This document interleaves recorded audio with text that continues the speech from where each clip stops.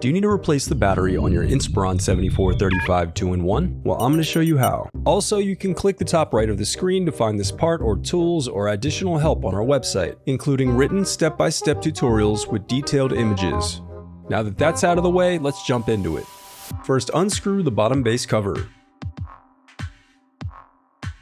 Then use a plastic scribe to pry apart and remove the bottom base cover.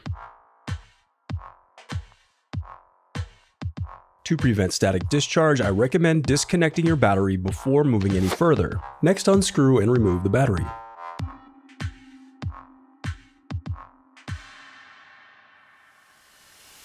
The reassembly of your laptop is as simple as following your steps in reverse.